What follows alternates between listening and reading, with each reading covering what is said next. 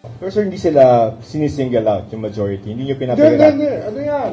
na parang iniisa-isa yung mga majority senators. Now you have Jinggoy and then si Joel, si Senator Joel, and then some others. Yesterday he said... I do not want to get into the political mix of it kasi ito, napakalinaw naman yung kaso niya. Napakalinaw. Yung lahat ng ebidensya dito galing sa kanya. Sa sinasabi niya sa COMELEC, sa mga kanyang pag-amin. Hindi naman ito invento eh. Pati kayo, alam niyo yan. Yung mga footages niyan, napanood niyo lahat yan sa Net25 at sa iba't iba pa mga istasyon kung saan sinasabi niya nga na ginastos niya pa nga yung pera. Ginastos niya. Diba? Inangkin niya, ginastos niya. At tila walang pag-aalinlangan sa kanyang gawain. Pero ito, papasok talaga sa batas. Papasok siya. With regard to the other senators. Plunder din yan. Yes, true, with regard to the other senators or yung sa majority, si Senator Jinggoy, Senator Joel, and mga iba pa na in the future.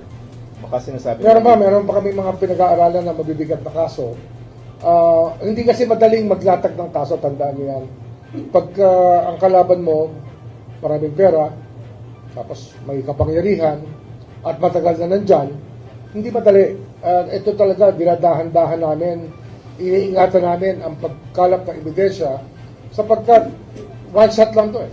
Hindi mo naman pwedeng araw-arawin yan. Mabibigat na tao yan. Hindi naman to, mga ordinaryong mamamayan. Ito talaga mabibigat na tao. Mabibigat na tao. Pero sir, hindi sila sinisingle out yung majority. Hindi nyo pinapagalaman. Hindi. Ano yan? Ang trabaho ng ombudsman, lahat eh. Ngayon, marami akong pinirmahan ng preventive suspension sa mga mayors. Andyan, Odo Dante ngayon. Pinirmahan ko rin sa mga mayors within the whole country. Marami kami pinirpaso na kaso dito. Kaya lang, siyempre, ang public interest na rin dito sa flood control at sa nangyayari sa bansa at nangyayari sa Senado at sa Kongreso.